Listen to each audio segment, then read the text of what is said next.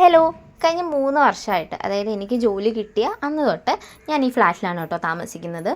എൻ്റെ ജോലി കിട്ടിയിട്ടുള്ള എൻ്റെ ആദ്യത്തെ തീരുമാനമായിരുന്നു എനിക്ക് മാത്രമായിട്ട് എൻ്റെ മാത്രമായിട്ടൊരു സ്പേസ് ഉണ്ടാവണം. ഇൻഡിപെൻഡൻ്റ് ആയിട്ട്, അതായത് എൻ്റെ കംഫർട്ട് സോണിൽ നിന്നൊക്കെ മാറി, എല്ലാവരുടെയും കൺട്രോളിൽ നിന്നൊക്കെ മാറി ഇൻഡിപെൻഡൻ്റ് ആയിട്ട് ജീവിക്കണം. അങ്ങനെയാണ് ഞാൻ ഈ ഒരു ഫ്ലാറ്റ് എന്ന് പറയുന്ന ഒരു ഫ്ലാറ്റ് റെൻറ്റിനെടുക്കാം എന്നുള്ളൊരു കൺസെപ്റ്റിലേക്ക് എത്തുന്നത്. ഇപ്പം ഞാൻ ഈ ഇൻസ്റ്റാ റീലിലൊക്കെ ഇങ്ങനെ കുറേ കുട്ടികൾ ചെയ്യുന്നത് കാണുന്നുണ്ട് കേട്ടോ. അപ്പോൾ എൻ്റെ ഒരു എക്സ്പീരിയൻസ് ആണ്. ഈ വീട്ടിൽ എനിക്ക് കുറേ നല്ല കാര്യങ്ങൾ സംഭവിച്ചിട്ടുണ്ട്, അതുപോലെ തന്നെ ചീത്ത കാര്യങ്ങളും സംഭവിച്ചിട്ടുണ്ട്.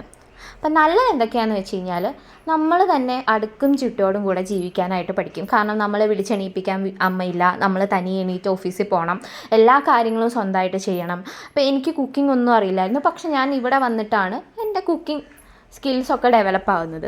അതുപോലെ തന്നെ നമ്മുടെ ഫ്രീ ടൈമൊക്കെ നമ്മൾ വൃത്തിയായിട്ട് ഉപയോഗിക്കും. നമുക്ക് പുറത്ത് പോവാം, ഫ്രണ്ട്സിൻ്റെ കൂടെ കറങ്ങാൻ പോവാം. ഒറ്റയ്ക്ക് ജീവിക്കുമ്പോൾ നമുക്ക് ആരോടും ചോദിക്കാനൊന്നുമില്ല. സോ അങ്ങനെ കുറേ നല്ല കാര്യങ്ങളുണ്ടായിരുന്നു, കുറേ നല്ല മെമ്മറീസ് ഉണ്ടായിരുന്നു. പക്ഷെ ഞാനൊരു കോർപ്പറേറ്റ് എംപ്ലോയി ആയതുകൊണ്ട് തന്നെ എനിക്ക് ഹ്യൂജ് പ്രഷർ ആൻഡ് സ്ട്രെസ് ഉണ്ടായിരുന്നു. സോ ഈ ഒരു ഓഫീസിലെ സ്ട്രെസ്സും പ്രഷറൊക്കെ കഴിഞ്ഞ് ഞാൻ ഈ വീട്ടിലേക്ക് വരുമ്പോൾ ഇവിടെ എന്നെ കേൾക്കാൻ വേണ്ടി ആരുമില്ല, അല്ലെങ്കിൽ എന്നെ നോക്കിയിരിക്കുന്ന ആരുമില്ല. ഒരു പോയിൻ്റ് കഴിഞ്ഞപ്പോൾ തൊട്ട് എനിക്ക് വല്ലാത്തൊരു ഒറ്റപ്പെടൽ ഫീൽ ചെയ്യാൻ തുടങ്ങി. അതുകൊണ്ടാണ് 2026 എൻ്റെ ഫസ്റ്റ് ഡിസിഷൻ എന്ന് പറയുന്നത്, ഞാൻ 3 വർഷം ഒറ്റയ്ക്ക് ജീവിച്ചല്ലോ, ഇനിയിപ്പോൾ എൻ്റെ വീട്ടിൽ എൻ്റെ പാരൻസ് മാത്രമേ ഉള്ളൂ.